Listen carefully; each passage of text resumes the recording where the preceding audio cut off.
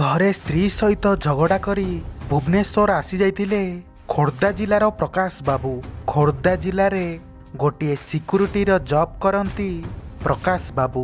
ବହୁତ ଦୁଃଖ କଷ୍ଟରେ ପ୍ରକାଶ ବାବୁଙ୍କ ଜୀବନ ରଥଟି ଚାଲିଥାଏ।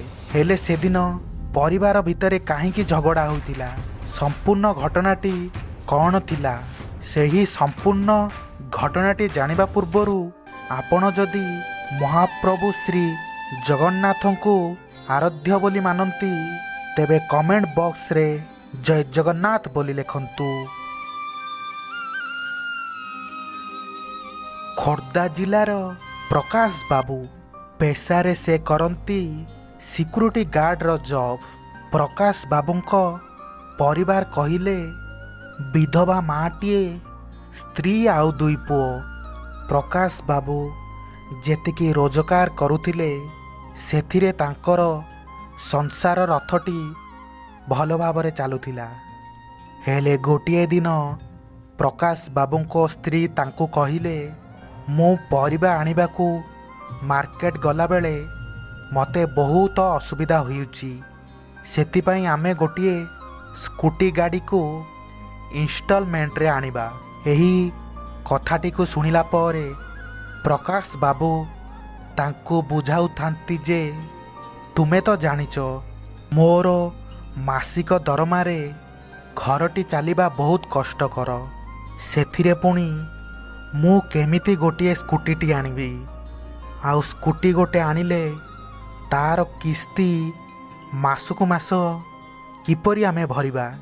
ଏବେ କିଛି ଦିନ ପାଇଁ ତୁମେ ଟିକେ ଅପେକ୍ଷା କର, ଆଉ କିଛି ଦିନ ଗଲା ପରେ ମୁଁ ଟଙ୍କାର ଯୋଗାଡ଼ କରି ତୁମ ପାଇଁ ଗୋଟିଏ ସ୍କୁଟିଟି ନେଇ ଆସିବି।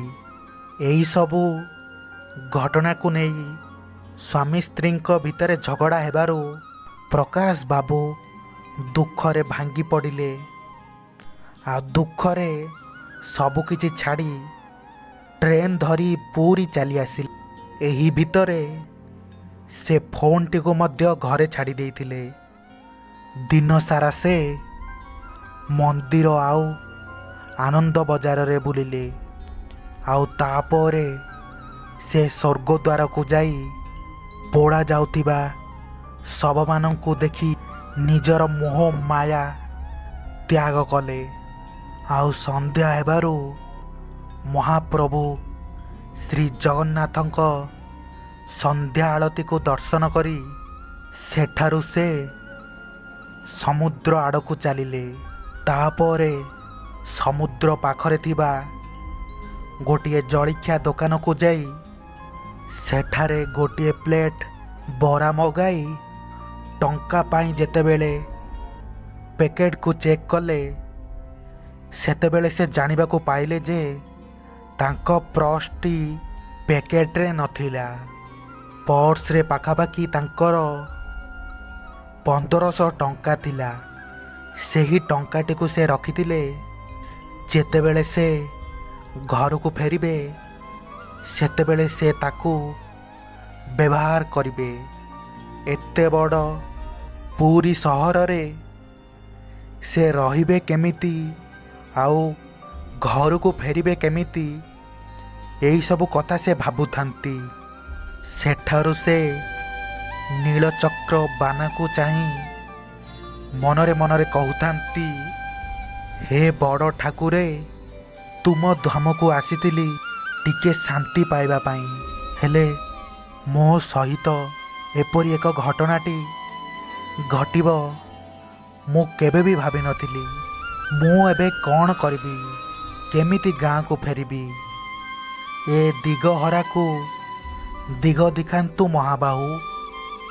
ସେଠାରୁ ସେ ଜଳଖିଆଟିକୁ ଫେରସ୍ତ କରି ଷ୍ଟେସନ ପାଖକୁ ଆସିଲେ, ଆଉ ସେଠାରେ ପହଞ୍ଚି କିଛି ଯାତ୍ରୀମାନଙ୍କୁ ସାହାଯ୍ୟ ପାଇଁ କିଛି ଟଙ୍କା ମାଗୁଥିଲେ। ହେଲେ ସେ ଯାହାକୁ ବି ସାହାଯ୍ୟ ପାଇଁ କହୁଥିଲେ ସେ ତାଙ୍କୁ ମନା କରି ସେଠାରୁ ଚାଲି ଯାଉଥିଲେ। ପ୍ରକାଶ ବାବୁ କିଛି ବୁଝି ନ ପାରି ଯାତ୍ରୀ ବିଶ୍ରାମଗାରରେ ଯାଇ ଶୋଇପଡ଼ିଲେ।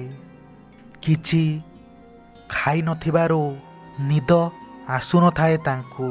ଧୀରେ ଧୀରେ ରାତ୍ରି ହେବାକୁ ଲାଗିଥାଏ ଆଉ ଷ୍ଟେସନରେ ମଧ୍ୟ ଗହଳି ଧୀରେ ଧୀରେ କମିବାକୁ ଲାଗିଥାଏ। ଏତିକି ବେଳେ ପ୍ରକାଶ ବାବୁ ଦେଖୁଥାନ୍ତି ଯେ ଗୋଟିଏ ବୃଦ୍ଧ ବ୍ୟକ୍ତି ଚାଲି ଚାଲି ଆସୁଥାନ୍ତି।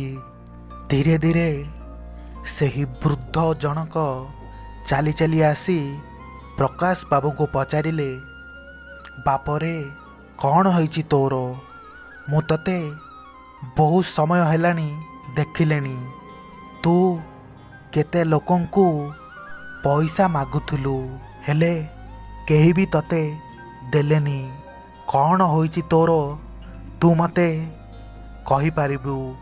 ସେତେବେଳେ ପ୍ରକାଶ ବାବୁ ଉତ୍ତରରେ କହିଲେ, ହଁ ଆଜ୍ଞା, ପୁରୀ ଆସିଥିଲି ଜଗନ୍ନାଥଙ୍କୁ ଦର୍ଶନ କରିବା ପାଇଁ, ହେଲେ ମୋର ପର୍ସଟି କେଉଁଠି ହଜିଗଲା।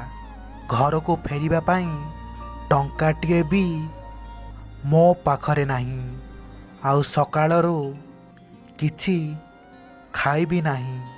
ଭୋକ ଜୋରରେ ଲାଗୁଛି। ଏହିସବୁ କଥାଗୁଡ଼ିକୁ ଶୁଣି ବୃଦ୍ଧ ଜଣକ ପ୍ରକାଶ ବାବୁଙ୍କ ପାଖରେ ବସିଲେ ଆଉ ତାଙ୍କ ବ୍ୟାଗରୁ 3ଟି ଅଭଡ଼ା ପୁଡ଼ିଆ ବାହାର କଲେ ଆଉ କହିଲେ, ନେ ଏହାକୁ ଖାଇଦେ। ଏହାକୁ ଦେଖିଲା ପରେ ପ୍ରକାଶ ବାବୁ କହିଲେ, ଆରେ ତୁମର ଯଦି ମୁଁ ଅଭଡ଼ାଟିକୁ ଖାଇଦେବି ତେବେ ତୁମେ କ'ଣ ଖାଇବ? ବୃଦ୍ଧ ଜଣକ କହୁଥାନ୍ତି, ତୁ ମୋର ଚିନ୍ତା କରେନା, ମୋ ପାଇଁ କେତେ ଲୋକ ଅଛନ୍ତି। ଏମିତିରେ ବି ମୋତେ ଆଜି ବହୁତ ଖାଦ୍ୟ ମିଳିଛି। ହେଲେ ଯେତେବେଳେ ପ୍ରକାଶ ବାବୁ ପ୍ରଥମ ଗୁଣ୍ଡାଏ ସେହି ଅଭଡ଼ାରୁ ଖାଇଲେ ଆଉ କହିଲୁ ପରା ତୋ ପାଖରେ କିଛି ଟଙ୍କା ନାହିଁ, ଏଇ ନେ କିଛି ଟଙ୍କା। ଆଉ ଟଙ୍କାଟିକୁ ପ୍ରକାଶ ବାବୁଙ୍କୁ ଦେଇସାରିବା ପରେ ବୃଦ୍ଧ ଜଣକ କହିଲେ, ଘରର କଳି ଦାଣ୍ଡର ଧୂଳି, ୟାକୁ କେବେ ବି ମନକୁ ନେବୁନି। ସବୁ କିଛିକି ଆୟତ୍ତ କରି ତୋର ସଂସାର ରଥଟିକୁ ଚଳେଇବୁ। ଏତିକି କହି ବୃଦ୍ଧ ଜଣକ କହିଲେ, ହଉ ମୁଁ ଏଥର ଆସୁଛି, ତୁ ଏବେ ଟିକେ ଶୋଇପଡ଼, ସକାଳୁ ଗୋଟିଏ ଟ୍ରେନ୍ ଧରି ଘରକୁ ପଳେଇବୁ। ବୃଦ୍ଧ ଜଣକ ଗଲା ପରେ ପ୍ରକାଶ ବାବୁ ମନେ ମନେ ଭାବୁଥାନ୍ତି, କିଏ ଏହି ବୃଦ୍ଧ ଜଣକ ଯିଏ ସାମ୍ନାରୁ ଆସି ମୋତେ ଖାଇବା ପାଇଁ ଅଭଡ଼ା ଦେଲେ ଆଉ କିଛି ଟଙ୍କାର ମଧ୍ୟ ସାହାଯ୍ୟ କଲେ। ଏମିତି ଭାବି ଭାବି କେତେବେଳେ ପ୍ରକାଶ ବାବୁଙ୍କ ଆଖିଟି ଲାଗିଗଲା ଆଉ ତାଙ୍କେ ଶୋଇଗଲେ ତାହା ଜଣାପଡ଼ିଲା ନାହିଁ। ସକାଳ ହେବାରୁ ପ୍ରକାଶ ବାବୁ ଗୋଟିଏ ଟ୍ରେନ୍ ଟିକେଟଟି କାଟି ଘରକୁ ଫେରିଲେ। ସେତେବେଳେ ସେ ଜାଣିପାରୁଥିଲେ ଯେ ସେହି ବୃଦ୍ଧ ବ୍ୟକ୍ତି ଜଣକ ଆଉ କେହି ନୁହେଁ, ସେ ହେଉଛନ୍ତି ଜଗତର ନାଥ ଜଗନ୍ନାଥ। ଏହି ବୃଦ୍ଧ ବେଶରେ ଆସି ତାଙ୍କୁ ଏହି ମହାନ ବିପତ୍ତିରୁ ରକ୍ଷା କରିଥିଲେ ଆଉ ମନେ ମନେ କହୁଥାନ୍ତି, ହେ ଜଗତର ନାଥ ଜଗନ୍ନାଥ, ତୁମର ଲୀଳା ତୁମକୁ ହିଁ ଜଣା ମହାବାହୁ। ମୋତେ ଆଜି ଏହି ବିପତ୍ତି ସମୟରେ ଆସି ସାହାଯ୍ୟ କରିଥିବାରୁ ମୁଁ ଆପଣଙ୍କ ପାଖରେ ଚିରଋଣୀ ହୋଇ ରହିଲି ମହାବାହୁ। ତେବେ ଆପଣମାନଙ୍କୁ ମହାପ୍ରଭୁ ଶ୍ରୀ ଜଗନ୍ନାଥଙ୍କ ଏହି ଅଲୌକିକ ଅଦ୍ଭୁତ ଘଟଣାଟି କେମିତି ଲାଗିଲା ନିଶ୍ଚୟ ଗୋଟିଏ କମେଣ୍ଟ ମାଧ୍ୟମରେ କହିବେ। ଆଉ ଏହିପରି କିଛି ଜଗନ୍ନାଥଙ୍କ ଅନୁଭୂତି ଜାଣିବା ପାଇଁ ଚ୍ୟାନେଲଟିକୁ ନିଶ୍ଚୟ ସବସ୍କ୍ରାଇବ୍ କରିନେବେ। ତେବେ ମୁଁ ଆଜି ପାଇଁ ରହୁଛି। ଜୟ ଜଗନ୍ନାଥ।